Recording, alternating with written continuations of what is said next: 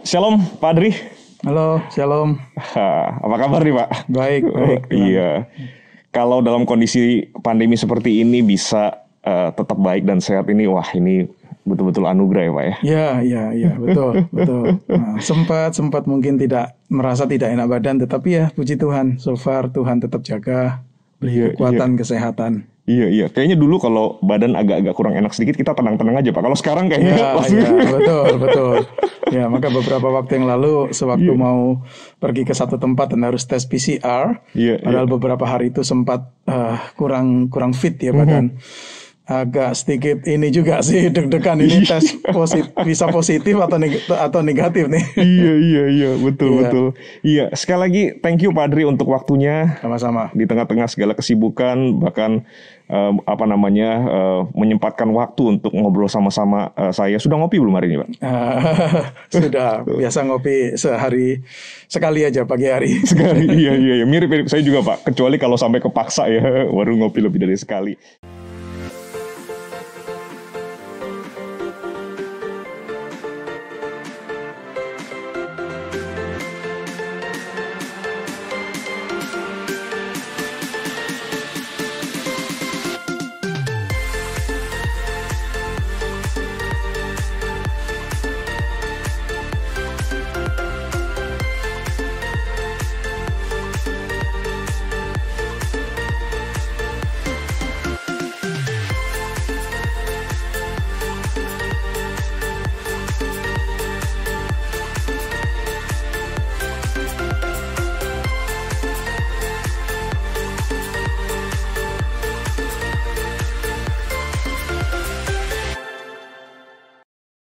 Dan kita sekarang akan ngopi juga, Pak. Tapi ngopi yang berbeda. Ngobrol seputar teologi bersama-sama ini, Pak ya. Dan kita masih akan melanjutkan obrolan kita yang lalu. Sebuah topik yang gak gampang ya, Pak ya, untuk dibahas. Ya, sebuah topik yang menggelisahkan seringkali pada waktu dibahas begitu ya. Tetapi ya sebuah topik yang penting ya Pak ya, karena topik ini pun ada di dalam Alkitab begitu ya, sebuah topik yang sebenarnya real dengan kehidupan kita setiap hari Pak ya. Dan sebelum kita ngobrol sama-sama, kita mohon pimpinan Tuhan dulu. Kita berdoa dulu Pak ya. Saya akan pimpin kita dulu, mari kita berdoa. Tuhan, terima kasih untuk anugerah kesehatan, kekuatan yang masih Tuhan berikan kepada kami. Kami percaya Tuhan, tiap hari adalah anugerah Tuhan. Dan pada waktu kami boleh mengecap kebaikan Tuhan, kami bersyukur kepadamu. Hari ini kami akan bersama-sama berbincang dengan hamba-Mu, Pak Adri. Kami akan bersama-sama belajar, kami akan bersama-sama bergumul tentang sebuah topik yang penting, yaitu tentang neraka.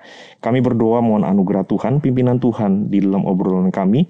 Kami rindu belajar bersama-sama juga dengan semua rekan-rekan yang mendengarkan program ini. Dan kami berdoa biarlah Roh Kudus bekerja di tengah-tengah obrolan kami. Terima kasih Tuhan, di dalam nama Tuhan Yesus kami berdoa. Amin. Pak, saya masih ingat cukup jelas, meskipun saya tidak ingat waktu itu saya umur berapa begitu ya. Ada seorang rekan yang lebih dewasa, cukup jauh sih usianya dibanding saya. Lalu kemudian memberikan kepada saya sebuah buku hasil fotokopian lah zaman dulu begitu ya. Nah lalu kemudian dia menyuruh saya untuk membaca buku itu. Nah di dalam segala kepolosan saya tidak ingat banyak detailnya, tetapi saya masih ingat jelas buku itu sebenarnya isinya adalah sebuah cerita atau mungkin suka dibilang sebagai sebuah testimoni, kesaksian begitu Pak. Kesaksian seseorang yang menyatakan bahwa dia mengalami perjalanan ke neraka begitu Pak. Nah, saya sudah nggak ingat sih siapa yang nulis dan lalu siapa yang kemudian memberikan kesaksian itu. Tetapi sekali lagi sampai hari ini saya masih ingat begitu ya. Ada orang-orang yang pernah menceritakan pengalamannya, kesaksiannya bahwa mereka pernah melakukan perjalanan atau somehow dibawa lah ke neraka lalu kemudian kembali ke bumi dan kemudian menceritakan gambaran-gambaran apa yang mereka lihat. Dan kayaknya nggak berhenti di masa lalu saja, mungkin sampai zaman sekarang pun juga ada orang-orang yang mengklaim atau menyatakan, menyaksikan bahwa katanya mereka pernah berkunjung ke neraka. Nah, berdasarkan pengajaran Alkitab, Pak, sebenarnya bagaimana nih, Pak? kita menyikapi klaim-klaim atau testimoni-testimoni seperti ini? Ya memang sampai sekarang sih masih ada lah orang-orang yang ya menceritakan mungkin pengalaman atau memberi kesaksian tentang katakanlah apakah mungkin dibawa oleh Tuhan atau mungkin entah dalam mimpi atau mungkin klaim mendapat penglihatan atau apapun lah ya. Yang menceritakan mengenai perjalanan ke neraka. Juga ada yang menceritakan ke surga juga. Ada juga yang menceritakan ke surga. Begitu juga kalau misalnya kita bicara tentang surga, juga ada pengalaman-pengalaman yang orang sebut sebagai pengalaman yang ketika mendekati kematian, ya near death experience itu ya. Jadi ada orang-orang yang merasa dia mungkin sudah mati tapi kemudian dibawa ke satu tempat, kemudian ternyata balik lagi hidup begitu ya. Maka misalnya ada buku yang berjudul 90 menit di surga, seperti itu ya. Ada juga buku yang saya ingat itu beberapa tahun yang lalu, itu ada buku dari seorang yang bernama Bill Wiese ya, itu 23 menit di neraka. Begitu ya. Jadi menceritakan bagaimana dia itu satu waktu ketika dia sedang tidur, dia itu seperti dibawa nih ke neraka ya, lalu dipertontonkan tentang neraka dan bahkan mengalami sendiri ya, mungkin diizinkan Tuhan untuk mungkin mengalami beberapa hal yang berkaitan dengan hal yang di neraka itu, dan kemudian dia dibawa balik ke dunia ini, lalu kemudian dia merasa bahwa ini adalah message atau pesan ya, yang dia mau sampaikan kepada yang Tuhan mau untuk dia sampaikan kepada orang-orang lain, mengenai bahwa Yesus akan datang, Tuhan akan datang segera, dan juga meminta orang-orang untuk percaya realita neraka itu adalah realita yang sungguh nyata ada, begitu loh. Jadi itu bukan hal yang bohong, tetapi itu real. Nah, cerita-cerita atau testimoni-testimoni seperti ini ya pasti ada ya. Ada yang dibukukan, ada yang tidak, ya ada yang memberi kesaksian. Nah, mungkin beberapa hal yang saya mungkin ingin sampaikan berkaitan dengan hal ini adalah begini. Kalau kita bicara tentang iman kita ya, kita tuh meyakini bahwa iman kita adalah iman yang didasarkan pada kebenaran firman Tuhan, ya, bukan didasarkan kepada pengalaman manusia. Ya, jadi termasuk di dalamnya ada cerita-cerita dari orang-orang yang seperti ini. Jadi dasar iman kita itu adalah firman Tuhan. Ya, itulah yang menjadi pegangan kita. Maka kitab suci itu menjadi pegangan kita ya, di dalam kita ini memahami kebenaran. Nah, ini hal yang penting yang perlu untuk kita ketahui. Dan kalau itu betul-betul kita pegang, berarti kita ini perlu mengkritisi cerita-cerita yang seperti itu. Ya, katakanlah mungkin diceritakan di satu kesaksian atau dituliskan di satu buku ya. Kalau memang kita ada waktu untuk membacanya, kita perlu untuk kritis membaca cerita-cerita itu, kesaksian-kesaksian itu. Karena memang tidak menutup kemungkinan bahwa apa yang disampaikan itu juga adalah sesuatu yang tidak sesuai dengan pengajaran Alkitab. Ya, kita ini perlu kritis di dalam hal ini. Nah, saya ambil contoh kembali kepada contoh tadi itu ya, tentang Bill Wiese itu ya. Jadi misalnya dia mengatakan bahwa ketika dia ada di neraka, dia melihat bagaimana orang-orang itu mengalami kesengsaraan atau disiksa, dan itu dilakukannya oleh setan-setan. Nah, seperti itu, begitu loh. Nah, bagi saya membaca kesaksian yang seperti itu ya, saya agak ragu begitu loh.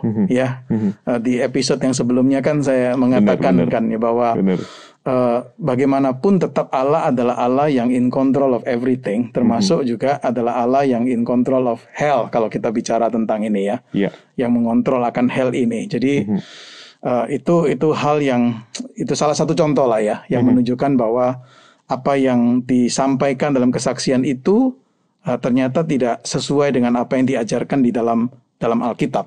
Nah itu. Nah, hal yang lain lagi yang mungkin saya bisa katakan begini. Kalau mendengar cerita-cerita dari orang-orang yang memberi kesaksian, pengalaman mereka ke neraka atau berkunjung ke neraka, kalau mungkin gambaran-gambaran dari orang-orang ini kita kumpulkan jadi satu, yang kita lihat itu seringkali adalah gambaran-gambaran yang tidak seragam begitu loh.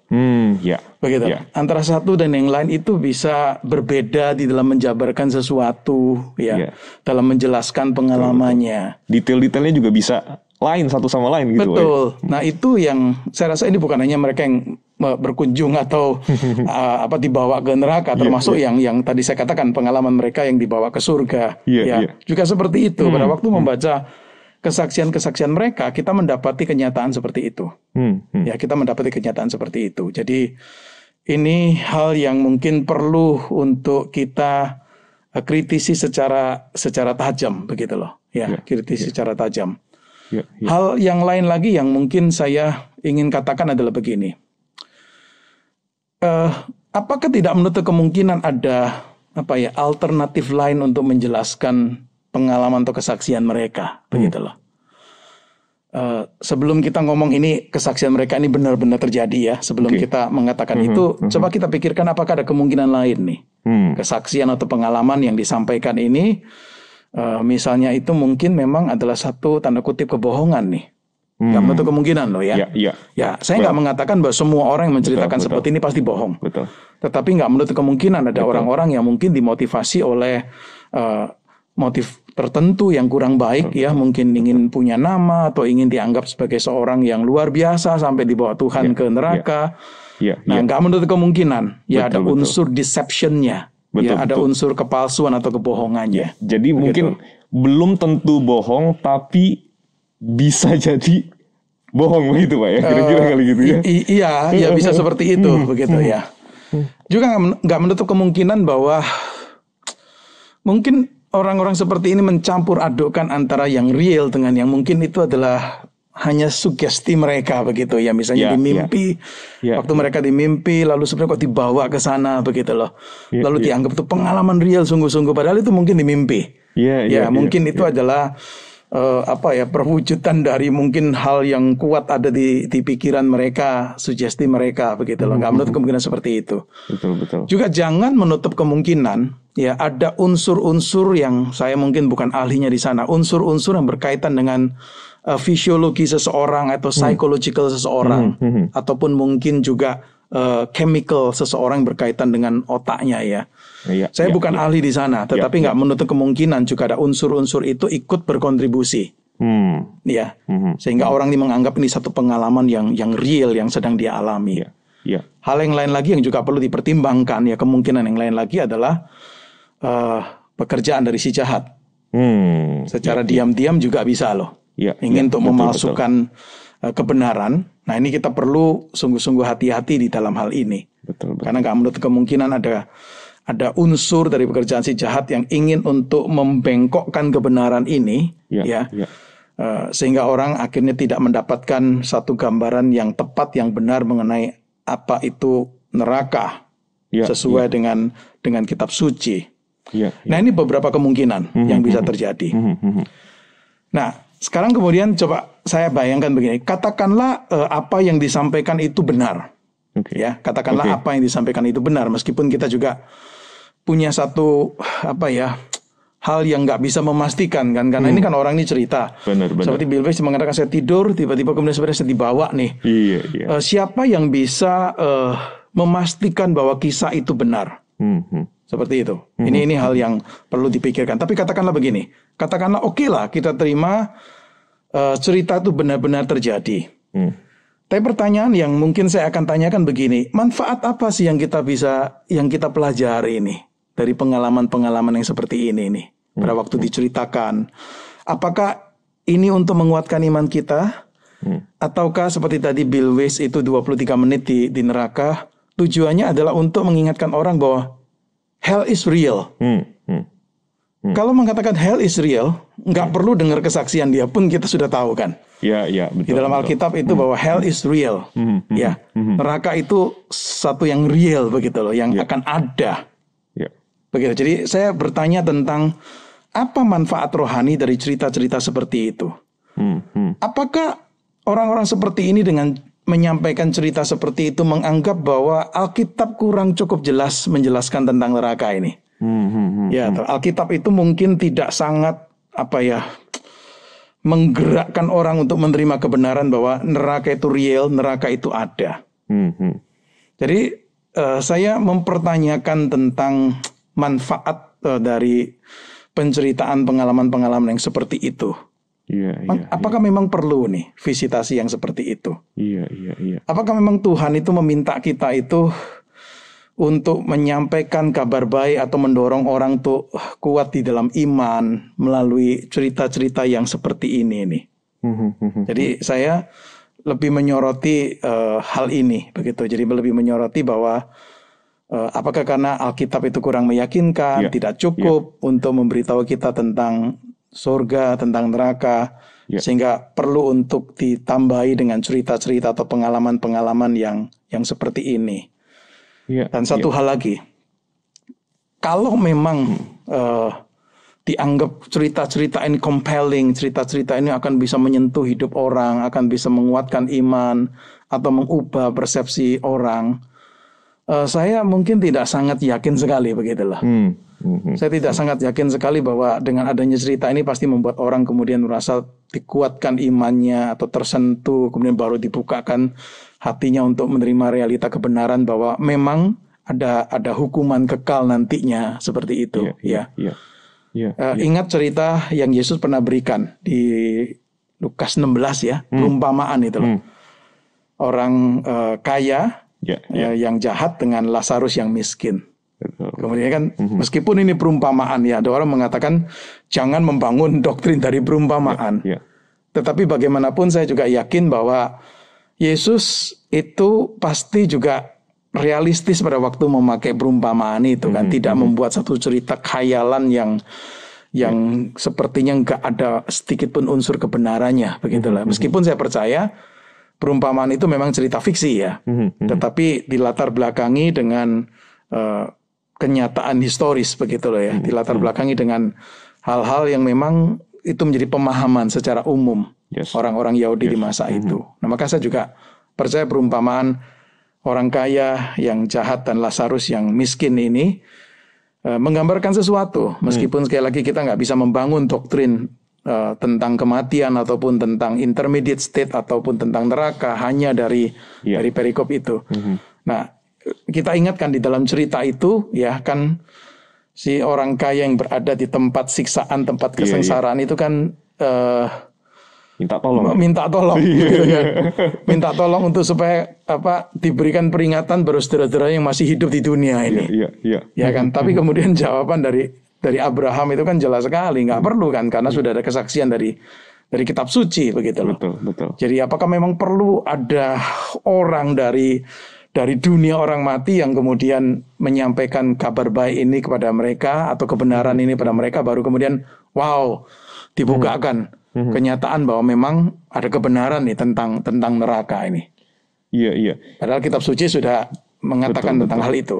Iya Pak, saya jadi spontan kepikir ya.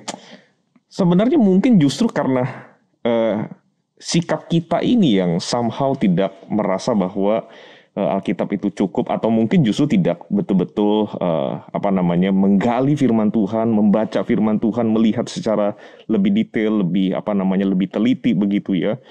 Lalu kemudian somehow kita sendiri yang membangkitkan keinginan untuk mendengar hal-hal yang somehow fenomenal, spektakuler begitu Pak. Sehingga kemudian jadi mungkin bahasa saya begini Pak. Kita sebenarnya tidak ada kebutuhan untuk itu karena firman Tuhan cukup begitu, dan seharusnya kalau dari firman Tuhan saja kita belajar sebenarnya justru yang benar sudah bisa kita dapatkan begitu. Tetapi karena kebutuhan kita, keingintahuan kita begitu ya, kita memunculkan hal-hal yang sebenarnya spekulatif dan membuat kita bingung sendiri sebenarnya gitu kan Pak. Bisa juga. Jadi kenapa bisa ada orang-orang yang akhirnya terpengaruh atau merasa wow cerita ini yang lebih compelling, lebih berkesan bagi mereka dan lebih menyentuh. Mungkin karena itu ya, karena memang pemahaman kita tentang kebenaran itu banyak dibentuk oleh yang populer di sekitar kita daripada berdasarkan firman Tuhan. Benar-benar. Sehingga akibatnya kita nggak bisa lagi membedakan mana yang benar, mana yang tidak benar.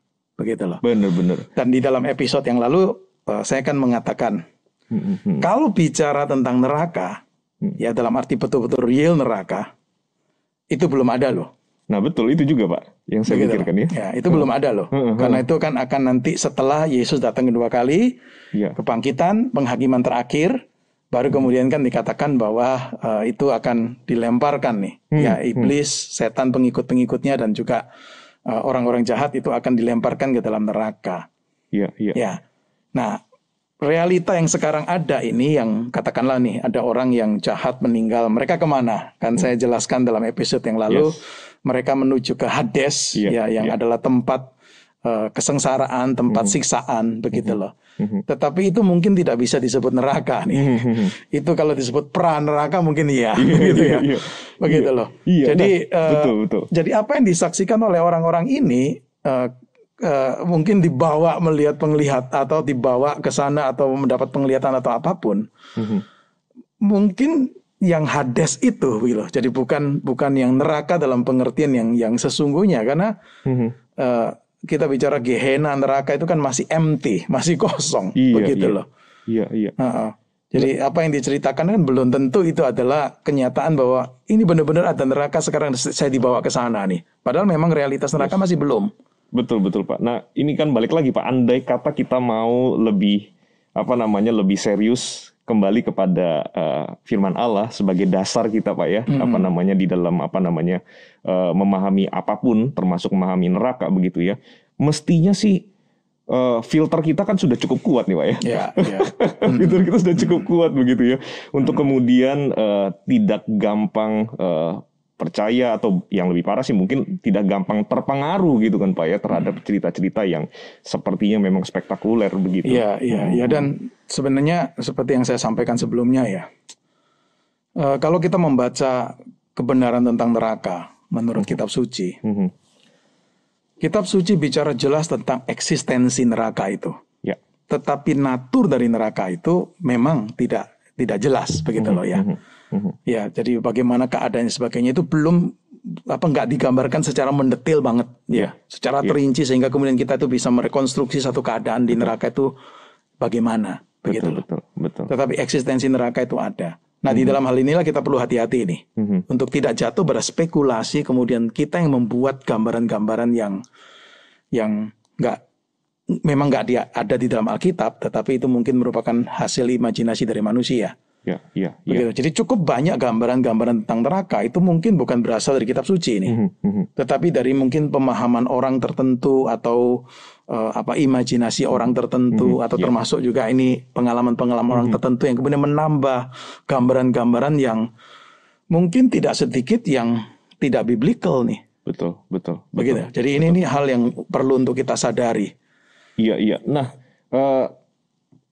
jadi apakah secara praktis kita perlu selalu mengingat begini, prinsip yang mungkin sederhana kali begitu Pak ya. Maksudnya kalau Alkitab tidak mengatakan sesuatu tentang hal tersebut, di situ kita mesti hati-hati begitu ya Pak? Mesti hati-hati. Kalaupun kita mau menyampaikan sesuatu, kita tuh jangan kemudian memutlakkan. Sepertinya, Alkitab jelas sekali ngomong tentang ini. Gitu loh. Ada hal-hal yang mungkin kita bisa menyampaikan pandangan kita, tetapi kita perlu hati-hati mengatakan ini belum tentu benar nih. Loh. Tapi ada kemungkinan ke arah sana. Betul. Termasuk berarti mendengarkan kesaksian, cerita, testimoni orang yang memang tidak digambarkan secara detail oleh Alkitab Pak. Kita juga berarti mesti hati-hati begitu Pak ya, di saat yang sama. Betul. Makanya kalau kita memiliki pemahaman yang cukup baik ya, meskipun memang terbatas kan, tidak komprehensif, baik tentang surga atau tentang neraka, menolong kita waktu membaca cerita-cerita pengalaman-pengalaman yang seperti ini, sehingga kita itu nggak gampang terpengaruh begitu loh, nggak gampang terpengaruh dan nggak gampang langsung mengklaim 100% apa yang dia katakan itu benar. Kembali pada buku tadi ya, Bill Wiese itu, apa yang dia ceritakan itu sebenarnya sih, kalau saya mengatakan dibilang menyeleweng 100% dari Alkitab sih enggak juga, gitu loh. Karena dia juga mengutip ayat sana, ayat sini dan sebagainya. Jadi hal yang memang sangat umum sekali gitu tentang neraka yang ya oke lah, kita mungkin sudah tahu dari kitab suci, tapi kemudian dia menambahkan dengan cerita seperti dia melihat sendiri, atau dia mengalami sendiri bahwa bagaimana dia dimasukkan ke sel seperti penjara, bagaimana dia juga mengalami siksaan dari setan-setan, begitu loh. Nah, ini yang mungkin versi tambahan dia sendiri ya. Begitu loh. Tetapi apa yang dia katakan itu memang sih dibilang menyeleweng 100% sih tidak. Tetapi tambahan-tambahan ininya yang mungkin bagi saya perlu untuk kita kritisi ini. Betul-betul. Sehingga tidak gampang untuk mempercayai 100% apa yang dia ceritakan. Itulah realitas, itulah memang neraka nih. Iya. Memang kan yang kita perlu sadari, bahayanya itu kan kalau yang tambahan-tambahan tadi itu Pak, itu kemudian kita anggap mutlak begitu ya. Bahkan kita setarakan dengan apa yang ditulis oleh Alkitab begitu, seolah-olah bahwa itulah yang sesungguhnya begitu. Dan itu cukup sering terjadi. Itu cukup sering terjadi. Ya kan saya pernah sebutkan karya dari Dante itu ya tentang neraka. Itu kan sempat mempengaruhi pemikiran kehidupan dalam pemikiran banyak orang, katakanlah orang-orang di dunia barat. Begitu loh pemahaman dia. Karena apa? Karena dia menggambarkan neraka seperti ini ya, ada seperti apa itu, lingkaran makin lama makin bawah, dan di tempat yang paling bawah itulah yang paling hukuman yang paling mengerikan yang tersedia untuk iblis dan pengikut-pengikutnya, seperti begitu loh. Jadi dia dibawa keliling untuk melihat nih, sebenarnya seperti ada 9 circles begitu loh. Nah itu kan mungkin saya bayang itu imajinasi dia. Alkitab nggak ngomong bahwa ada 9 lingkaran atau 9 circle ini. Tentang ini tempat untuk orang yang amoral, ini tempat untuk orang yang rakus, ini tempat untuk orang yang berzina dan sebagainya begitu loh. Ya Alkitab nggak bicara tentang hal seperti itu. Jadi kita perlu hati-hati karena tidak sedikit gambaran tentang neraka itu sebenarnya tidak dikatakan oleh Alkitab, tetapi merupakan hasil pemahaman atau imajinasi dari orang-orang tertentu menggambarkan atau membayangkan neraka itu seperti ini loh. Dan itu mempengaruhi mungkin banyak orang sehingga punya pemahaman atau pemikiran atau gambaran yang sama nih. Betul. Wah, iya. Wah, ini penting sekali nih Pak. Pak, kita kan sudah sama-sama diskusikan berkali-kali ya begitu ya. Betul bahwa gambaran-gambaran yang detail tentang neraka atau natur dari neraka itu tidak dijelaskan secara gamblang oleh Alkitab begitu ya. Tetapi pasti kita memahami langsung dari Alkitab bahwa neraka itu sebuah realitas yang mengerikan begitu kan. Namanya penghukuman. Penghukuman itu kan selalu mengerikan begitu kan Pak ya. Iya. Nah, ini bagaimana nih Pak ya? Maksudnya ketika membayangkan sebuah penghukuman yang begitu mengerikan, lalu kemudian ketika kita kemudian membawa pemahaman kita sebagaimana yang Alkitab katakan tentang figur Allah. Allah yang dinyatakan oleh Alkitab itu adalah Allah yang maha kasih begitu Pak. Istilah maha itu kan bagaimana menjelaskan itu? Artinya kan kasih Allah itu begitu sempurna begitu Pak ya. Nah, bagaimana kita memahami dua kebenaran yang somehow mungkin sulit diterima begitu Pak ya dengan akal kita. Kok bisa ya Allah yang dinyatakan oleh Alkitab itu sebagai Allah yang maha kasih lalu kemudian menghukum manusia dengan penghukuman yang begitu mengerikan. Apalagi nih Pak, kalau kita tambahkan unsur-unsur lain misalnya. Ya orangnya ya baik begitu Pak selama di dunia ini, taat hukum, moralitasnya juga baik begitu ya. Tapi kemudian dia harus mengalami penghukuman di neraka hanya karena let's say dia bukan orang Kristen atau hanya karena dia tidak percaya kepada Tuhan Yesus begitu Pak. Nah ini bagaimana untuk memahami yang sulit itu Pak? Ini pertanyaan klasik lah ya, pertanyaan klasik ya, dan memang tidak sangat mudah sekali untuk menjawab pertanyaan itu. Karena kita percayalah di balik pertanyaan itu pasti ada pemahaman orang tertentu sehingga kemudian muncul pertanyaan-pertanyaan seperti itu. Betul. Ya kan, di balik pertanyaan pasti ada satu asumsi teologis. Sadari atau tidak. Benar. Oleh orang yang bertanya pertanyaan seperti itu. Jadi seolah-olah kalau Allah itu maha kasih, loving, maka Allah itu adalah Allah yang tidak seharusnya menghukum. Nah ini udah satu asumsi teologis kan? Ya, betul. Di balik pertanyaan-pertanyaan seperti ini ya. Betul. Jadi itu satu pertanyaan yang sering ditanyakan, satu pertanyaan yang memang tidak mudah ya. Mengapa Allah yang penuh kasih itu mengirim orang ke neraka? Ya, bukankah Allah dalam Alkitab itu dicatatkan sebagai Allah yang penuh kasih? Begitu. Betul. Dan apakah misalnya kita sendiri nih, kalau anak kita salah, kita akan lakukan seperti itu kepada anak kita. Kita nggak usah jauh-jauh lah, nggak usah anak kita lah, anjing kita misalnya berbuat kesalahan, lalu kemudian kita bisa begitu kerasnya sampai kemudian memberikan hukuman yang keras, yang mungkin dianggap kejam atau bahkan juga untuk seterusnya selamanya. Betul. Nah ini kenyataan yang kita harus akui ya. Itu hal yang tidak mudah, sehingga tidak heran kalau timbul pertanyaan-pertanyaan seperti itu ya. Maka juga muncul kan pandangan yang mengatakan bahwa nanti setelah meninggal atau nantinya setelah Yesus datang, maka eksistensi dari orang-orang jahat ini akan lenyap, ya, akan tidak ada lagi. Ataupun kalau ada dan mengalami hukuman itu hanya bersifat temporary, lalu kemudian eksistensi mereka itu akan dilenyapkan, dihilangkan, ya. Ini pandangan yang kita kenal dengan nama anihilationism, ya. Annihilate, ya, jadi dibuang, dibinasakan. Nah, salah satu argumen dari mereka itu ada seperti itu. So kalau kita percaya adanya hukuman yang kekal itu nggak compatible dengan Allah yang kasih. Sehingga muncul, saya tahu ini pergumulan lah ya dari orang-orang yang menggumuli topik ini, maka muncul pandangan yang seperti itu, bahwa pada akhirnya orang jahat itu akan dilenyapkan, bukan mengalami kesengsaraan atau hukuman yang bersifat kekal ini, ya. Nah, kembali kepada apa yang tadi saya katakan, ya. Kita ini perlu hati-hati pada waktu kita memikirkan atau mengajukan pertanyaan seperti itu, ya. Karena apa? Karena ini bisa adalah berdasarkan persepsi kita sendiri tentang Allah harusnya begini, bukan seperti itu. Begitu loh. Nah, di tengah-tengah zaman yang kita lihat sekarang, kebenaran itu makin bersifat personal, kebenaran itu bersifat relatif, ya. Yang mutlak itu tidak ada, ataupun kalau mau sebut yang mutlak ada, tapi mutlak menurut saya, begitu loh. Yang mutlak menurut saya belum tentu itu adalah kebenaran yang kamu terima, begitu loh. Di tengah-tengah zaman yang seperti ini, maka bisa muncul pemahaman-pemahaman yang menurut saya atau menurut kita atau menurut golongan kita Allah harusnya Allah yang tidak seperti itu. Nah, ini yang seringkali menjadi dasar untuk orang memunculkan pertanyaan seperti itu. Maka hal penting yang perlu kita sadari pada waktu kita menggumuli akan pertanyaan seperti ini adalah Allah.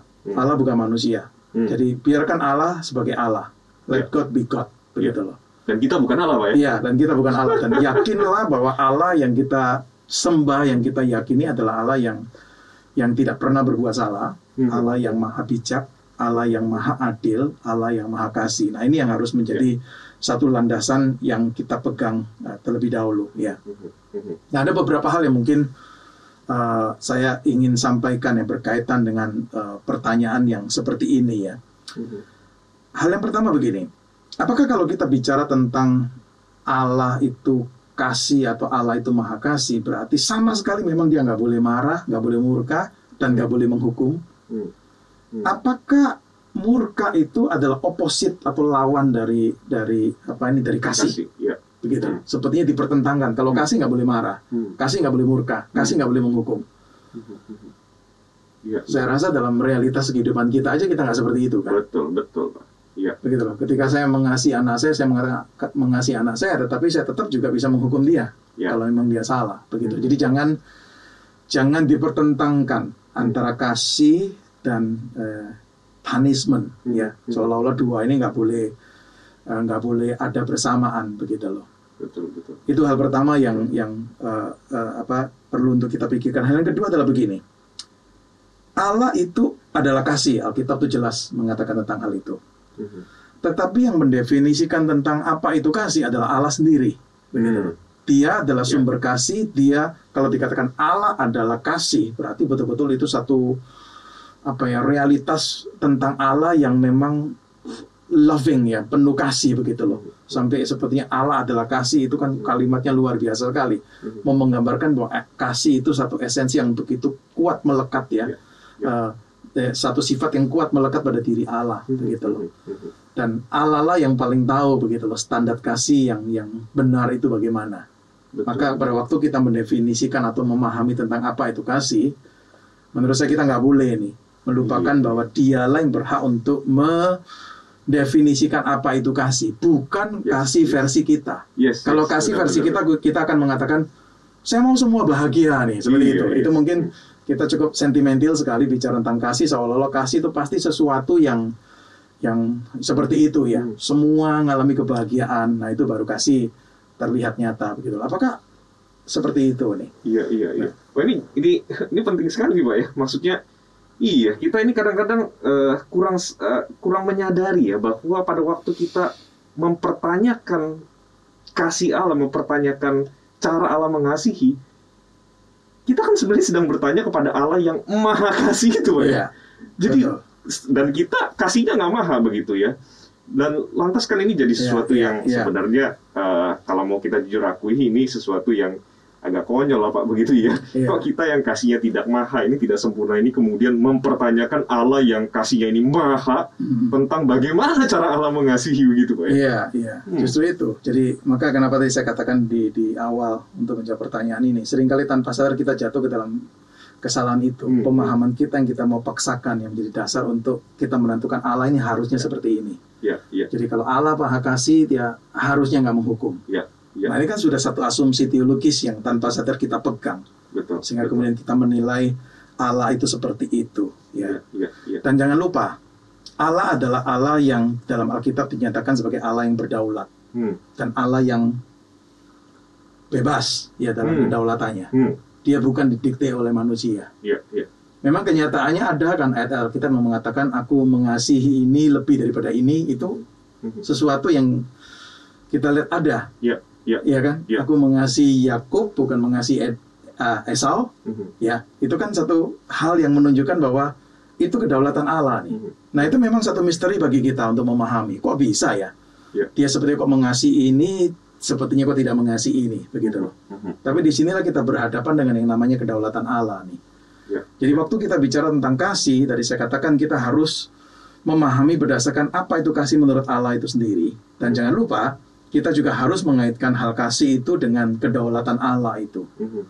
Ya, kedaulatan Allah bukan berarti Allah itu sembarangan. Tidak. Saya percaya kedaulatan Allah itu bukan artinya dia diktator. Tapi memang dia berhak untuk melakukan apa yang dia mau lakukan. Tetapi tidak mungkin akan bertentangan dengan sifat-sifat atau atribut-atribut atau karakteristik-karakteristik dari Allah yang lain.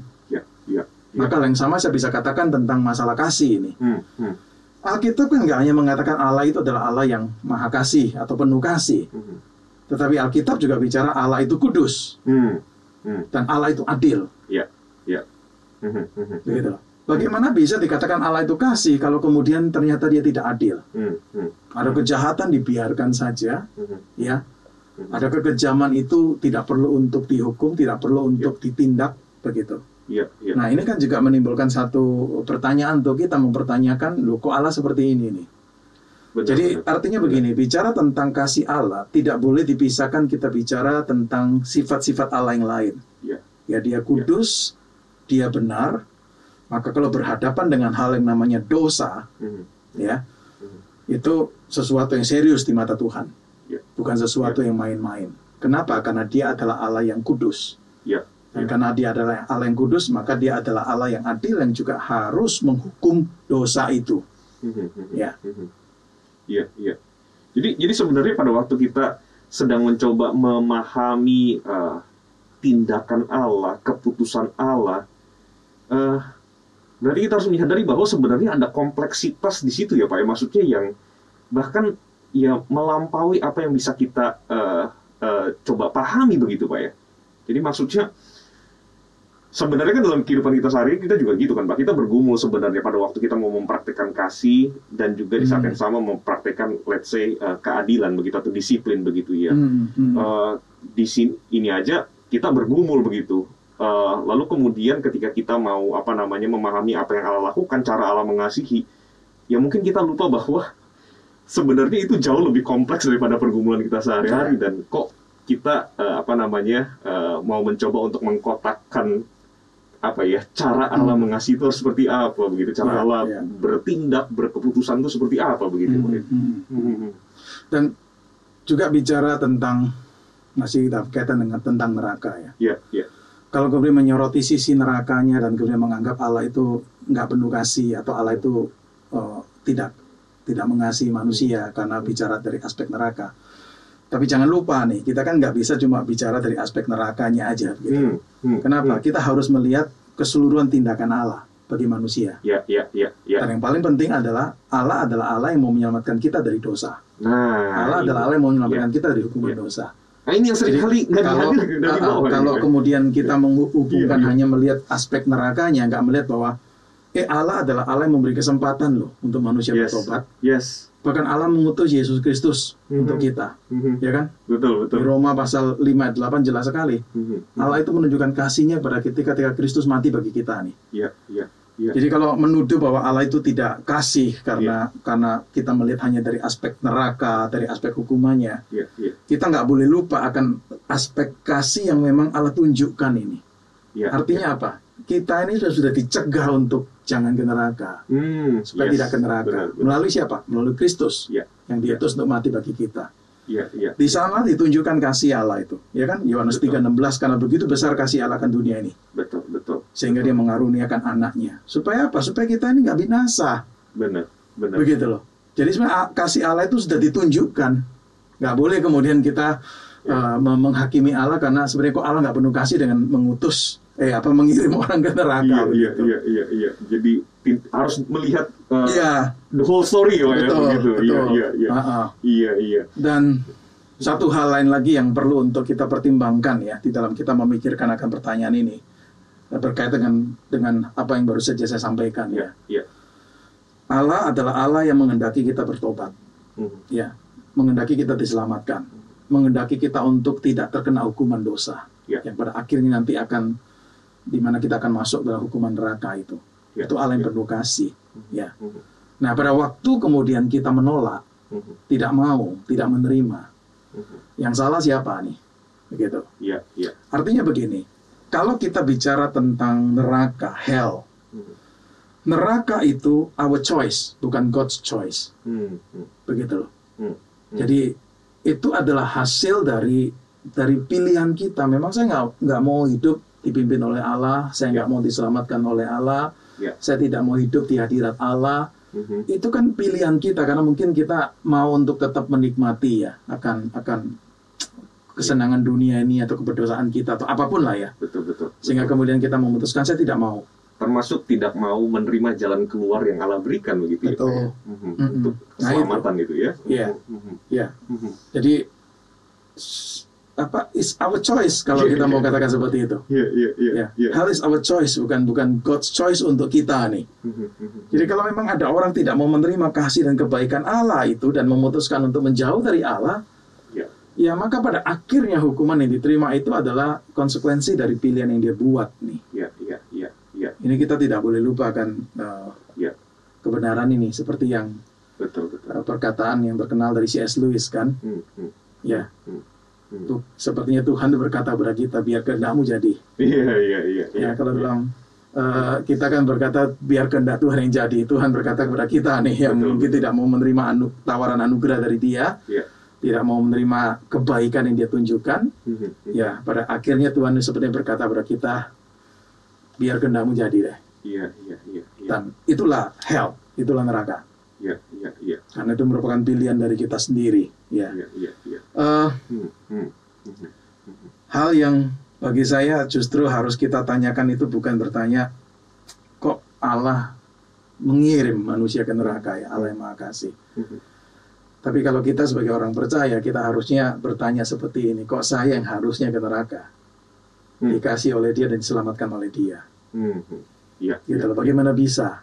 Begitu loh. Betul. Saya yang harusnya menerima hukuman itu, tetapi diselamatkan oleh Dia. Betul. Nah, ini hal yang juga perlu untuk kita pikirkan. Betul. Ya memang ini sesuatu yang saya tahu lah tidak mungkin bisa memuaskan ya. Jawaban-jawaban ini atau pendapat-pendapat ini tidak bisa memuaskan mungkin sebagian orang yang masih terus bergumul dengan pertanyaan ini. Karena apa ya? Karena melihat cuma Allah dari satu sisi. Nggak melihat secara keseluruhan apa yang diajarkan dalam kitab suci tentang Allah itu secara lebih komprehensif ya, mengaitkan sifat Allah, nggak hanya cuma bicara hubungan Allah dengan manusia ini hanya dalam konteks kasih ini. Padahal juga ada aspek kekudusan, aspek keadilan, betul. kemudian aspek kesempatan yang Tuhan berikan kepada manusia. Nah, ini semua harus dilihat sama-sama. Betul. Begitu. Iya, maka memang betul-betul balik lagi penting sekali untuk betul-betul belajar firman Tuhan ya Pak ya, untuk bisa melihat dari semua aspek, sebanyak mungkin aspek begitu ya, ketika kita berpikir tentang kebenaran yang Tuhan sampaikan begitu. Nah tadi Pak Adri ada sempat nyinggung sedikit soal Allah yang adil begitu, lalu kemudian sempat menyinggung pemahaman annihilation begitu ya.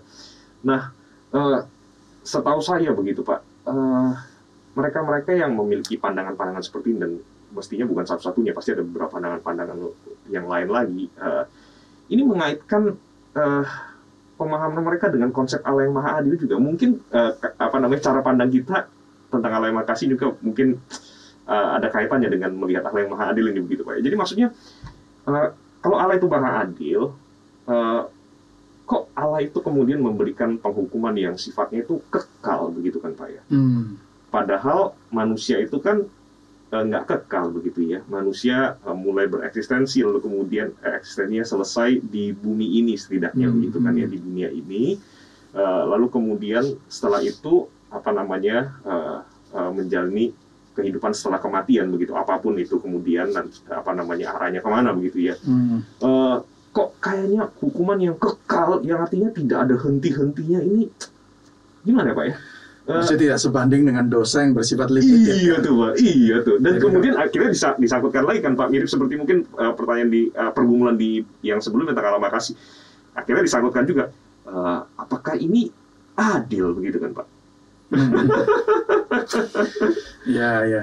Sekali lagi pertanyaan ini pasti ada asumsi teologis di baliknya. Nah, iya benar. Seolah-olah kalau adil itu harus sama rata, sama rasa semua. Benar. Gitu.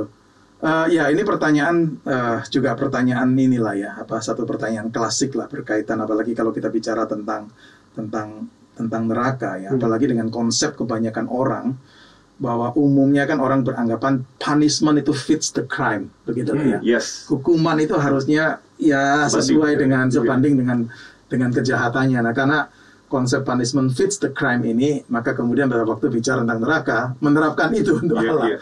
Gitu loh. Dosa yang dilakukan itu adalah dosa yang mungkin tidak seberapa, atau dosa yang hanya terbatas secara waktu, kok menerima hukuman yang bersifat sepertinya nggak terbatas ini ya. Ya, ini pertanyaan ini satu pertanyaan yang juga pertanyaan klasik yang memang juga nggak mudah untuk dijawab ya. Ada beberapa hal yang mungkin saya bisa sampaikan ya berkaitan dengan ini untuk menjadi satu pemikiran kita bersama yang memikirkan akan pertanyaan ini. Yang pertama kembali pada kebenaran yang tadi saya katakan dari waktu menjawab pertanyaan sebelumnya ya. Yaitu Allah adalah Allah, let God be God, begitu loh. Dan ketika Alkitab mengatakan bahwa Allah adalah Allah yang adil, bahkan kita yakin sekali Maha Adil, ya kan, Dia yang memang pemberi hukum yang tertinggi, Dia juga adalah, saya percaya juga pembela kebenaran, keadilan, pembela moralitas yang tertinggi, itu adalah Allah, sebab Dia adalah Allah yang Maha Adil nih. Ya, ini kita harus pegang keyakinan seperti ini dulu nih. Kalau kita sudah goyah di sini, ya pasti akan kemudian akan terus mencecer dengan pertanyaan yang seperti ini, seolah-olah Allah itu nggak adil. Ya, saya ingat satu ayat yang baik sekali ya di kitab Kejadian itu ya, ketika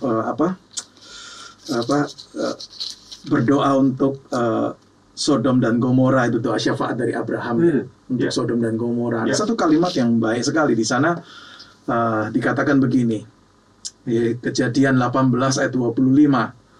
Jauhlah kiranya daripadamu untuk berbuat demikian, membunuh orang benar bersama-sama dengan orang fasik, sehingga orang benar itu seolah-olah sama dengan orang fasik. Jauhlah kiranya yang demikian daripadamu. Masakan hakim segenap bumi tidak menghukum dengan adil? Kalimat terakhir ini. Ya. Masakan hakim segenap bumi itu tidak menghukum dengan adil? Ya, bagi saya ini satu hal yang penting sekali, bahwa Allah adalah Allah yang adil, dan kalau Dia menghukum, yakinlah bahwa itu adalah betul-betul berdasarkan keadilannya, menghukum dengan adil. Ini hal pertama yang saya harap kita itu tidak goyah di dalam kebenaran tentang Allah adalah Allah yang Maha Adil. Ya, sekalipun mungkin konsep keadilan menurut kita itu Allah ini keliru atau kurang begitu ya. Tapi yakinlah bahwa Allah adalah Allah yang maha adil dan dia itu pasti akan menyatakan atau mewujud nyatakan keadilannya itu secara sempurna, secara perfect. Maka kita bisa memiliki keyakinan bahwa apapun yang terjadi dengan neraka ini, ya, itu adalah perwujudan dari keadilan Allah. Keadilan yang betul-betul sepenuhnya itu adil. Hal lain yang mungkin bisa dipikirkan adalah begini. Apakah berat atau tidaknya satu dosa itu ditentukan hanya oleh jumlah waktu yang durasi dari dosa itu, begitu loh. Apakah seolah-olah kalau durasinya cepat atau sedikit atau mungkin singkat berarti ini dosanya ringan? Kan nggak selalu begitu. Betul. You bunuh orang mungkin langsung nih, tembak orang dor, mungkin 1 menit mati dia. Tapi kan ini pasti akan lebih berat hukuman bagi dosa yang seperti ini dibandingkan dengan dosa yang mungkin lama kita terus-menerus lakukan begitu. Jadi nggak bisa ditentukan, bicara tentang hukuman dosa itu nggak bisa ditentukan hanya berdasarkan durasi dari waktu yang dilakukan untuk dosa itu. Yes. Gitu loh. Ya. Hal lain lagi yang perlu dipertimbangkan adalah begini. Kita ini bicara dosa, pertama kita harus mengerti natur dari dosa itu. Tetapi kita juga jangan lupa mengerti bahwa dosa itu melawan Allah, memberontak pada Allah. Jadi satu tindakan yang kita lakukan terhadap satu objek, yaitu Allah nih. Dan Allah adalah Allah yang tidak terbatas. Ya. Dosa yang kita lakukan atau kejahatan yang kita lakukan kepada pribadi atau kepada objek yang tak terbatas ini juga pasti adalah dosa yang berat, kan, kita boleh kategorikan seperti itu gitu loh. Artinya begini, mungkin saya coba beri contoh ya. Misalnya Pak Luki nggak suka dengan saya, misalnya, lalu Pak Luki saking emosinya menampar saya. Mungkin paling saya marah, udah paling saya mungkin bisa membalas atau apa, tapi sudah hukumannya. Coba Pak Luki menampar Presiden Jokowi. Betul. Gitu loh. Panjang urusannya. Gitu loh. Padahal kesalahannya sama kan, menampar seseorang. Pak Luki nampar saya mungkin paling dimarahi oleh ketua majelis atau apa begitu. Tapi sudah coba Pak Luki itu menampar Presiden Jokowi. Begitu loh. Jadi urutan seperti ini kan perlu untuk kita pikirkan. Iya. Saya tuh ingat ada satu orang memberikan satu cerita kayak semacam parable lah, perumpamaan. Ya, meskipun ini nggak bisa langsung mewakili, tetapi menarik sekali. Dia mengatakan begini. Engkau melihat ada orang itu mematahkan kaki belalang. Kau pikir orang ini iseng aja. Kemudian engkau melihat ada orang mematahkan kaki kodok, katak. Engkau juga mungkin nggak merasa terganggu begitu loh. Ini orang iseng, ini orang kok nggak ada kerjaan. Tapi kemudian sedang lihat ada orang mematahkan kaki anak anjing. Kita sudah mulai merasa nggak enak. Coba bayangkan kemudian sudah melihat seorang mematahkan kaki seorang bayi.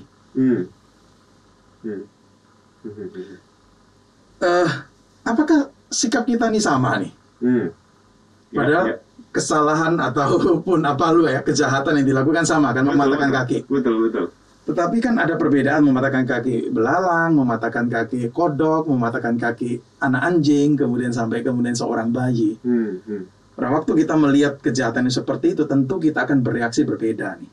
Yes, benar. Pada waktu untuk anak bayi ini mungkin kita akan cepat-cepat laporin ke polisi atau entah bagaimana caranya kita ingin tuh supaya orang ini betul-betul dihukum. Tapi kenapa waktu dia mematahkan kaki kodok itu kita nggak bereaksi? Saya harus cari polisi ini untuk menghukum orang yang seperti ini. Jadi keseriusan dosa dan juga hukuman yang terkait dengan dosa itu diukur bukan hanya dari dosa yang dilakukan, tetapi kepada siapa engkau berdosa itu. Betul. Ini juga harus menjadi sesuatu yang menjadi pertimbangan ya. Ketika kita bicara tentang apakah adil begitu loh, menghukum dosa yang sepertinya terbatas, limited, lalu kemudian dihukum dengan hukuman yang bersifat tidak terbatas seperti itu ya. Dan bicara dosa, dan hukuman, jangan pernah lupa karya penebusan Kristus. Ya. Kita harus menyoroti isu pertanyaan ini dari karya penebusan Kristus. Betul. Ya, di mana dia datang kemudian memberikan nyawanya, mati untuk kita, menunjukkan apa keseriusan dosa itu loh. Kalau Allah tidak melihat itu serius, Allah mungkin nggak perlu mengutus Yesus datang ke dunia. Jadi dengan matinya Tuhan Yesus di kayu salib untuk menebus kita nih, untuk melepaskan kita dari hukuman dosa. Itu jelas menunjukkan betapa seriusnya dosa itu di mata Tuhan. Sehingga sampai dibayar dengan harga yang sangat mahal. Jadi kita nggak boleh melupakan aspek ini nih. Begitu loh, sampai disediakan jalan oleh kita, satu jalan yang sangat mahal. Dan itu berarti serius. Nah ini yang juga harus kita pikirkan pada waktu menggumuli akan pertanyaan ini ya. Betul. Ada satu hal lagi yang menarik perhatian saya ketika saya itu menyelidiki atau membaca buku-buku yang berkaitan dengan neraka ya. Meskipun ini mungkin bisa dianggap agak sedikit spekulatif ya, Tetapi ketika saya merenungkan itu ada kebenarannya. Itu begini. Apakah dosa dan pemberontakan manusia kepada Allah itu hanya dilakukan ketika dia ada di dunia, ataukah ini nanti sesuatu yang akan berlanjut ketika dia itu ada di neraka? Jadi ini sesuatu yang menarik perhatian saya. Jadi artinya begini,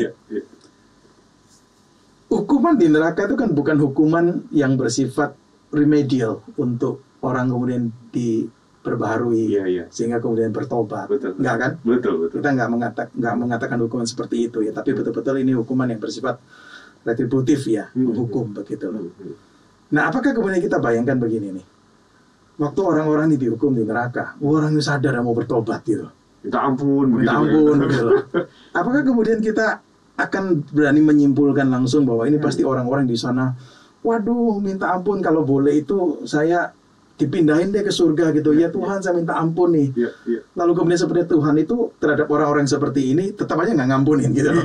Nggak ada kasih gitu. Orang-orang yang sudah mau bertobat kok tetap aja dihukum dengan hukuman yang kekal seperti itu. Apakah bayangan kita tentang orang-orang nantinya yang ada di neraka adalah orang-orang yang ini pasti satu waktu ingin untuk bisa dipulihkan atau ingin untuk bertobat? Belum tentu loh. Benar. Belum tentu loh. Benar.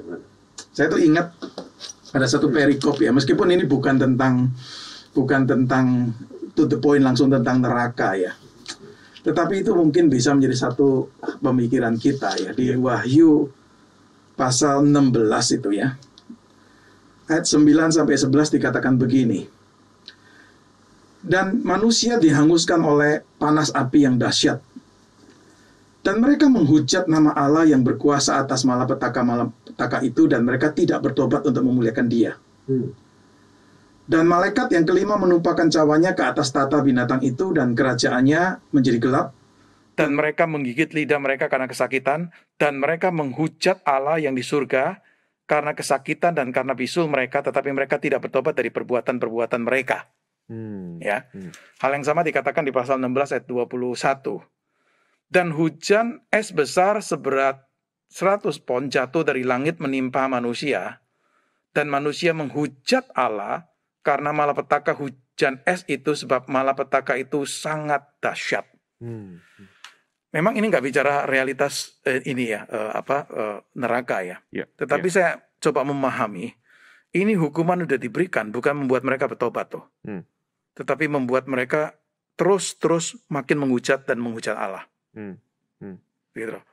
Maka tidak heran kalau di penutup, bagian agak penutup kitab Wahyu ya, di pasal yang ke 22 ayat 11 itu ya, bicara tentang Yerusalem baru dan sebagainya. Kemudian dikatakan ada kalimat seperti ini di Wahyu 22 ayat 11.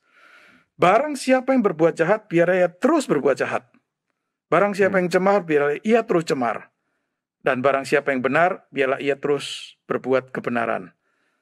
Barang siapa yang kudus, biarlah terus menguduskan dirinya. Begitu loh. Ada satu kalimat yang seperti ini yang saya coba pikirkan kemungkinan bahwa orang-orang yang ada di neraka nantinya itu bukan orang-orang yang bertobat, tetapi orang-orang yang akan terus menunjukkan pemberontakan, penghujatan mereka kepada Allah. Artinya kalau kita pakai bahasa kita, dosa yang mereka lakukan itu ada dosa yang terus-menerus akan mereka terus lakukan ini. Dan kalau neraka itu bersifat kekal, berarti dosa yang mereka lakukan itu juga kekal adanya. Maka penghukuman itu adalah penghukuman yang bersifat kekal adanya. Begitu. Dalam buku yang ditulis oleh C.S. Lewis, ya, The Great Divorce, itu kan memang cerita imajiner ya. Bayangkan cerita imajiner. Dia membayangkan ada sekelompok orang yang dianggap ini orang-orang ini ada di neraka. Dibawa mungkin naik bus atau naik kendaraan untuk menuju ke surga, begitu loh. Kan berpikir bahwa wah udah nggak suka hidup di neraka, nanti kalau ditunjukkan di heaven itu akan senang mau tinggal di sana. Tapi pada waktu dibawa ke heaven itu ditunjukkan mungkin heaven atau kota Allah yang seperti yang suci itu. Orang-orang ini memutuskan apa? Enggak, kita balik aja ke sebelumnya. Kenapa? Enggak tahan hidup di sana gitu loh. Itu menarik sekali bagi saya. Gambaran dipakai oleh C.S. Lewis di dalam bukunya The Great Divorce, begitu loh. Meskipun sekali lagi ini cerita imajiner, tapi mau menunjukkan sesuatu nih. Jadi jangan bayangkan orang-orang ini adalah orang-orang yang kemudian kita katakan, wah mereka itu kepingin ada di heaven loh. Mereka sekarang baru sadar, iya ya, hidup di hadirat Allah itu adalah hidup yang baik, maka kita mau bertobat nih. Enggak. Pada waktu mereka dipertontonkan surga itu, mereka nggak minat loh tinggal di sana. Mereka memutuskan enggak, kita balik aja ke neraka. Begitu loh. Nah itu kemungkinan ini perlu untuk dipikirkan. Jadi jangan bayangkan orang-orang yang ada di neraka itu senang kalau mereka dipindahkan ke surga. Mungkin bagi mereka surga itu satu penderitaan baru bagi mereka. Mereka ada di sana. Begitu loh. Iya. Ya saya jadi inget tuh ya saya nggak tahu apakah ini meminjam dari Lewis begitu atau sebenarnya ya cerita guyonan aja begitu kan Pak ya. Ya juga memang seperti itu. Jadi maksudnya ada banyak orang yang mungkin pada waktu ditawarin surga dia bilang nggak betah saya di sana, nggak bisa ngapa-ngapain. Apalagi katanya cuman menyembah Allah begitu Pak, nggak bisa ngapa-ngapain. Lebih baik di neraka saya bisa lakukan apa yang saya mau, suka-suka begitu kan. Ya. Bisa aja sih. Jok-jok seperti itu muncul juga, saya tahu. Iya. Wah, iya. Dan satu hal lagi yang mungkin saya ingin tambahkan. Meskipun Alkitab nggak menjelaskan secara sangat-sangat terperinci mengenai hal ini ya. Yaitu bahwa hukuman di neraka itu nggak seragam loh. Nggak seragam. Nggak semua itu seperti menerima hukuman yang sama. Gimana tuh Pak? Gimana? Dalam arti begini. Misalnya nih, kita bandingkan dengan seorang seperti Adolf Hitler nih, yang jahat. Dengan seorang yang memang berdosa tetapi nggak sangat kejam seperti Adolf Hitler. Apakah hukuman di neraka untuk dua orang ini itu sama persis? Kalau memang iya, berarti Allah memang nggak adil loh. Yang ini tingkat kejahatannya sangat luar biasa, kekejamannya sangat luar biasa. Kemudian dengan orang berdosa yang katakanlah tingkat kejahatannya tidak separah orang seperti Adolf Hitler atau mungkin diktator yang lain, begitu loh. Maka saya percaya di dalam konsep keadilan Allah ini, maka hukuman di neraka pun itu tidak bersifat seragam. Dalam arti semua sama menerima hukuman yang sama. Pasti ada perbedaan. Ada beberapa ayat yang mungkin saya ingin bacakan ya, yang bisa mengindikasikan akan kebenaran ini ya.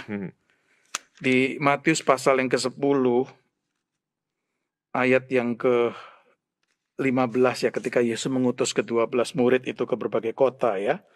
Kemudian ada kota-kota tertentu yang tidak menerima kan. Lalu dikatakan begini oleh Yesus di Matius 10:15. Aku berkata kepadamu, sesungguhnya pada hari penghakiman tanah Sodom dan Gomora akan lebih ringan tanggungannya daripada kota itu.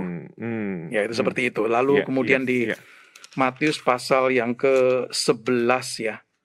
Ayat yang ke-20 ya. Itu Yesus mengecam beberapa kota kan. Dikatakan begini. Lalu Yesus mulai mengecam kota-kota yang tidak bertobat, sekalipun di situ ia paling banyak melakukan mujizat-mujizatnya. Celakalah engkau Korazim, celakalah engkau Betsaida. Karena jika di Tirus dan di Sidon terjadi mujizat-mujizat yang telah terjadi di tengah-tengah kamu, sudah lama mereka bertobat dan berkabung. Tetapi aku berkata kepadamu, pada hari penghakiman tanggungan Tirus dan Sidon akan lebih ringan daripada tanggunganmu. Nah, kalimat-kalimat seperti ini. Satu lagi yang saya ingat itu adalah di kitab Yohanes ya. Ketika Yesus ada di hadapan Pilatus ya. Pilatus kan berkata kepada Yesus, tidakkah engkau mau bicara dengan aku? Tidakkah engkau tahu aku berkuasa membebaskan engkau dan berkuasa juga untuk menyalibkan engkau? Ini pertanyaannya dari Pilatus ya. Lalu kemudian Yesus menjawab begini. Engkau tidak mempunyai kuasa apapun terhadap aku, jikalau kuasa itu tidak diberikan kepadamu dari atas. Sebab itu, dia yang menyerahkan aku kepadamu lebih besar dosanya. Begitulah. Jadi ada satu kalimat yang sepertinya mengindikasikan. Ya. Cuman memang kalau kita mau memastikan ini bedanya di mana, ini yang di luar kemampuan kita untuk menjabarkannya. Apakah ringan dan beratnya itu dalam hal apa? Ini yang bagi saya di luar kemampuan kita untuk bisa menggambarkannya begitu loh. Tapi indikasinya tidak seragam. Indikasinya begitu, itu tidak sama. Begitu. Justru saya melihat keadilan Allah itu akan dinyatakan di dalam hal ini. Ya. Jadi kalau mengatakan bahwa Allah itu tidak adil, bagi saya tidaklah. Allah pasti adil. Begitu. Dia akan menyatakan secara sempurna keadilannya itu. Nah ini menarik yang dari tadi saya renungkan secara pribadi begitu Pak Adri, dari pertanyaan yang sebelumnya, yang kedua dengan yang terakhir ini begitu ya. Justru pada waktu bertanya begitu ya dengan asumsi teologis apapun begitu ya, seolah-olah kan kemahakasihan Allah dan kemahaadilan Allah itu digugat begitu Pak. Tapi justru pada waktu kita kembali lagi kepada firman Tuhan, justru yang ditunjukkan, yang kelihatan malah semakin terang benderang bahwa Allah itu betul-betul maha kasih. Semakin terang benderang bahwa Allah itu betul-betul maha adil begitu Pak ya. Jadi lagi-lagi memang betul-betul harus kembali kepada firman Tuhan, harus banyak belajar firman Tuhan Pak ya, supaya kita tidak gampang terjebak kepada asumsi-asumsi teologis kita sendiri begitu ya. Tapi sekali lagi mungkin jawaban-jawaban ini atau hal-hal yang saya lontarkan untuk dipertimbangkan belum tentu memuaskan orang yang bertanya pertanyaan itu. Maka oleh sebab itu saya sebut ini salah satu pertanyaan klasik juga tentang neraka yang selalu ditanyakan. Artinya ya orang-orang mungkin dapat penjelasan ini tetap aja tidak puas. Begitu loh. Nah, satu poin terakhir dari saya begini. Keyakinan adanya Allah yang adil itu justru akan menolong, paling tidak untuk kita ya, untuk tidak kemudian kita itu bertindak di dalam pembalasan kejahatan dalam bentuk pembalasan yang kita lakukan. Justru nggak ada keyakinan adanya Allah yang adil, Allah yang akan membalas, itu justru akan sepertinya menumbuh kembangkan keinginan untuk membalas. Kenapa? Jujur aja nih, dalam diri kita sebagai manusia yang berdosa, ya pada waktu kita tuh diperlakukan salah, diperlakukan jahat, keinginan untuk membalas itu besar sekali loh. Betul. Kita pasti ingin untuk bisa supaya betul-betul orang ini dihukum secara pantas dengan cara apapun nih. Betul. Itu pasti ada dalam diri kita. Kalau bisa dia lebih menderita daripada kita Pak ya. Dan satu hal yang menolong kita untuk mengekang keinginan untuk pembalasan ini adalah keyakinan kita ada Allah yang maha adil. Kita mungkin tidak perlu untuk kita turun tangan sendiri, tapi kita yakin Tuhan adil, Tuhan yang akan deal dengan orang itu, entah kapan, mungkin di dunia ini atau kalau tidak di dunia ini, pasti satu waktu di dunia akan datang Allah akan lakukan atau tunjukkan keadilan itu. Itu justru akan menolong. Untuk kita tuh mengekang satu keinginan untuk kita tuh membalas betul, betul, betul. Ya, kita ingin membalas kalau bisa kejahatan, kita balas dengan kejahatan. Justru di sini panggilan lah untuk kita orang percaya untuk tidak terjatuh di dalam dosa seperti itu ya. Meskipun kita tahu itu satu pergumulan tidak mudah. Karena kita ingin keadilan ditegakkan. Nah, salah satu penangkal kalau saya boleh sebut seperti itu untuk kita tidak jatuh dalam kejahatan yang berupa pembalasan itu. Itulah keyakinan kita adanya Allah yang adil. Yang satu waktu akan membalas manusia sesuai dengan apa yang dilakukannya. Wah, iya, betul sekali nih Pak. Pak, ini yang mendengar program kita, mengikuti program kita ini dari beraneka ragam latar belakang begitu kan Pak ya. Nah, kita udah ngobrolin banyak hal, tidak semua mungkin, masih ada banyak yang saya harap kita bisa obrolin lagi di waktu yang akan datang gitu Pak ya. Tapi ya cukup banyak yang kita obrolin tentang neraka ini Pak. Masalah belajar tentang neraka ini Pak, bahwa neraka itu real, kekal begitu ya. Apa yang harus berubah dari hidup kita Pak? Kalau kita orang percaya, ya kalau saya mengatakan ini saya bicara dari dua perspektif yang berbeda ya. Kalau kita sebagai orang percaya menyadari akan keseriusan tentang neraka ini, harusnya itu menjadi satu beban kita untuk men-sharingkan iman kita, berita baik pada orang lain. Begitu loh. Kita tahu bahwa ini satu hukuman yang mengerikan, satu kenyataan yang harusnya kita hindari ini. Maka harusnya kita sebagai orang percaya itu mau untuk membawa sebanyak mungkin orang untuk bisa lepas dari hukuman ini. Pemahaman tentang neraka itu harusnya membuat kita tanda kutip menangis. Menangis, yaitu menangisi jiwa-jiwa yang terhilang. Itu kalau kita dari perspektif orang percaya. Tapi kalau kita adalah orang yang belum percaya atau tidak percaya, orang yang masih berani main-main dengan dosa dan menganggap remeh dosa dan sebagainya, hal tentang keseriusan neraka ini harusnya menjadi hal yang menjadi pertimbangan kita. Karena bagaimana, kalau saya pakai istilah nasibnya kita nanti ya, bagaimana destiny-nya kita, sangat ditentukan dengan bagaimana kita menjalani kehidupan ini. Nah, kita bersyukur di tengah-tengah keadaan kita yang berdosa dan gak bisa lepas dari dosa, itu Allah ingin menyelamatkan kita dari hukuman ini. Maka dia mengutus Yesus untuk mati bagi kita. Satu harga yang mahal untuk kita yang berdosa ini untuk diselamatkan. Maka selagi ada waktu untuk kita cepat bisa bertobat dan percaya pada Yesus, lakukanlah itu. Itu akan menolong kita untuk lepas dari hukuman itu. Tapi saya percaya kita menjadi Kristen kan bukan sekedar itu ya. Kita menjadi orang percaya bukan sekedar nanti masuk surga dan lepas dari neraka. Masih banyak aspek yang lain. Tetapi itu salah satu aspek yang perlu untuk kita pertimbangkan. Begitu loh. Jadi hal yang serius untuk kita pikirkan. Kita bicara tentang neraka bukan topik yang menyenangkan. Bukan topik yang kita bisa jadiin bahan untuk guyonan. Tapi ini satu topik yang ya harusnya kita, kalau orang percaya kita menangisi jiwa-jiwa. Kalau kita bukan orang percaya kita harus menangisi diri kita sendiri. Kalau kita belum mengenal Tuhan. Padri,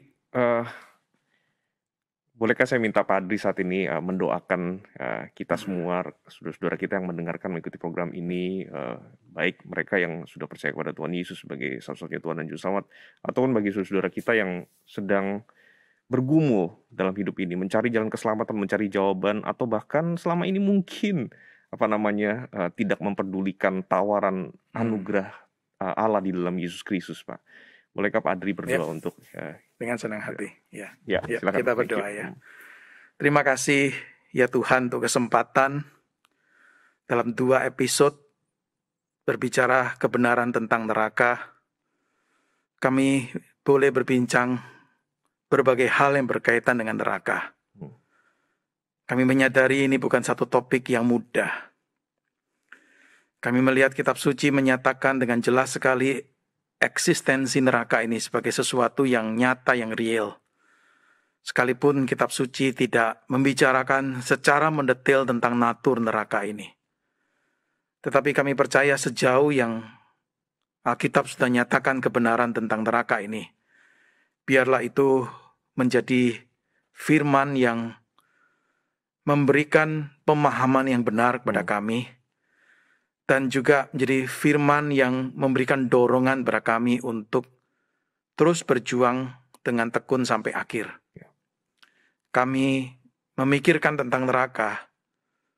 Kami bersyukur untuk keselamatan untuk kami orang-orang percaya yang sudah disediakan melalui Tuhan kami, Tuhan Yesus, yang datang untuk mati bagi kami, orang-orang berdosa yang seharusnya menerima hukuman itu. Tetapi kami boleh dilepaskan dari hukuman itu melalui karya Kristus di kayu salib. Kami bersyukur, dan itu membuktikan kasih-Mu yang luar biasa.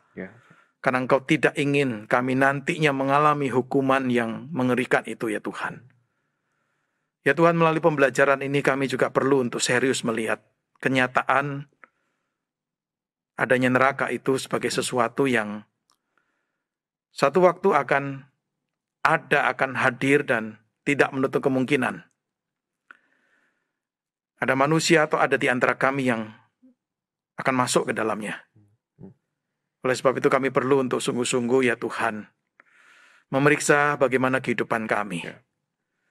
Kalau Engkau izinkan kebenaran tentang neraka sekalipun tidak komprehensif dinyatakan di dalam Alkitab, tapi ini kebenaran yang Engkau ingin untuk kami pikirkan dan kami renungkan. Kami percaya tentu ada maksud dari Tuhan. Dan biarlah maksud dari Engkau itu sungguh-sungguh menjadi sesuatu yang kami dengan serius pikirkan dan gumulkan. Dan jikalau ada di antara kami orang-orang yang belum mengenal Kristus sebagai Tuhan dan Juru Selamat, ada di antara kami yang belum menerima tawaran keselamatan dari Kristus, biarlah Tuhan kami boleh berespon dengan tepat dan berespon dengan cepat. Karena kami tidak pernah tahu kapan akhir dari hidup kami atau kapan akhir dari dunia ini. Tapi selagi kesempatan Tuhan masih berikan, biarlah kami sungguh-sungguh memakai kesempatan itu dengan baik, dengan benar. Terima kasih Tuhan untuk apa yang boleh kami pikirkan, diskusikan, perbincangkan mengenai neraka. Sekalipun kami menyadari masih begitu banyak yang kami bisa perbincangkan, tetapi sejauh yang sudah bisa kami perbincangkan berdasarkan kebenaran kitab suci, biarlah itu membuka wawasan kami, memahami dengan tepat sesuai dengan apa yang Alkitab ajarkan, dan biarlah kebenaran itu juga boleh berdampak atas kehidupan kami. Terima kasih untuk waktu yang Tuhan berikan. Kami naikkan doa kami di dalam nama Tuhan kami, Tuhan Yesus, Tuhan dan Juru Selamat kami yang hidup. Amin. Amin, amin. Thank you banget Pak Adri. Sama-sama. Kapan-kapan kita ngopi bareng lagi Pak ya. Tuhan berkati. Tuhan berkati ya, Tuhan berkati.